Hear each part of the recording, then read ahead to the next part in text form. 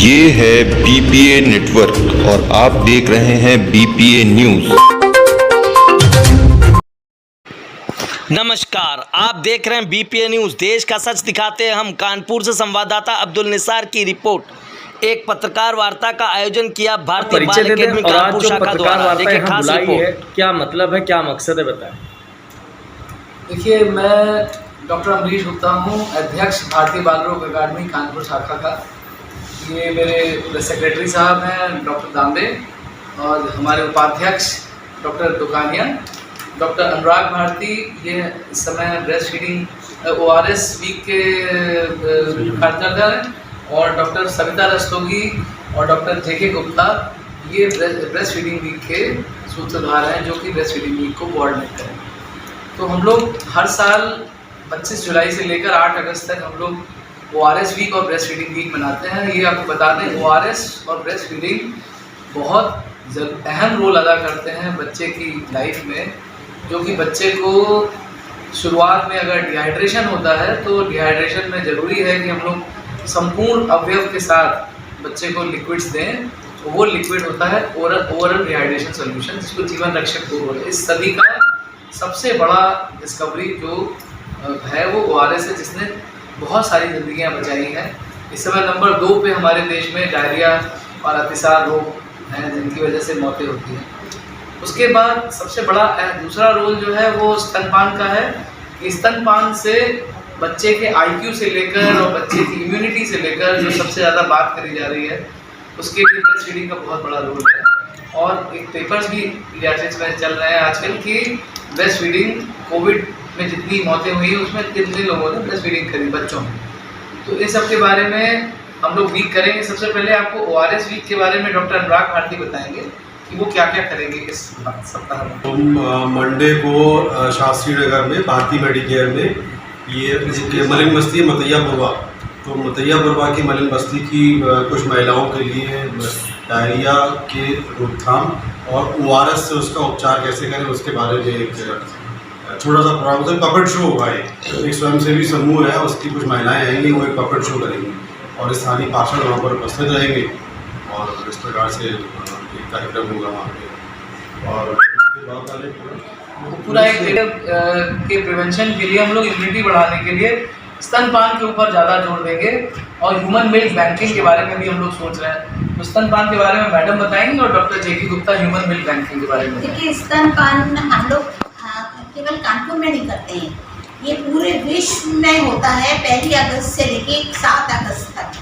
और ये हर साल करते हैं। हम हर तरह के ग्रुप में करते हैं, महिला लैक्टेटिंग मदर्स में, प्रेग्नेंट मदर्स में, अनमैरिड गर्ल्स में, और जो श्रमजीवी औरतें हैं, मलिन बस्तियों की औरतें हैं, हर जगह जा के हमारा ये है कि हम स्तनपान को प्रोत्साहित कर, औरतों में प्रोत्साहन दिलाते हैं। और जो तीसरी लहर की बात आप कर रहे हैं, तो तीसरी लहर भी हम स्तनपान के द्वारा रोक सकते हैं।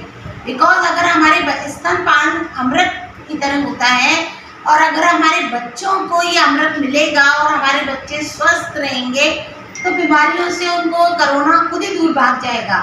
वही हाल है जैसे घर में अगर किवाड़ टूटे हैं तो चोर घुसेंगे, अगर हम किवाड़ों को मजबूत रखेंगे तो चोर नहीं घुसेंगे। तो वही हाल है, अगर हमारे बच्चों को हम पोषित रखेंगे। कैसे पोषित रखेंगे? डायरिया से बचाया, स्तनपान के द्वारा अमृत देना। स्तनपान जो होता है अमृत होता है, और पहला टीका भी होता है बच्चों का, और इसके बहुत सारे लाभ होते हैं जो हम आपको इन विभिन्न 1 से लेकर 7 अगस्त तक जो हर एरिया में जाके लोगों को इसका प्रचार करते हैं और बताते हैं कि पिलाओ, जिससे हमारे बच्चे ज़्यादा कोरोना की तीसरी लहर से लड़ने के लिए सक्षम होंगे। मैं डॉक्टर JK गुप्ता नवजात शिशु रोग फोरम का अध्यक्ष हूँ। हम भारतीय बाल रोग अकादमी के साथ मिलकर विश्व स्तनपान सप्ताह पर जागरूकता के फैलाने के प्रयास कर रहे हैं।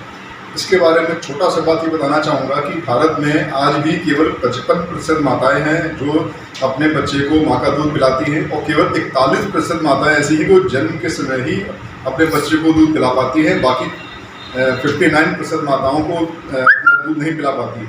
उसके कई सारे कारण हैं। उसमें कुछ कारण तो ऐसे हैं कि जो वास्तव में फिजियोलॉजिकल है कि बच्चा बहुत छोटा है और उस वजह से क्या दूध नहीं ले पा रहा है, या कुछ ऐसी बीमारियां हैं कि जिसमें माँ बच्चे को दूध नहीं पिला पा रही, माँ काफ़ी अस्वस्थ है।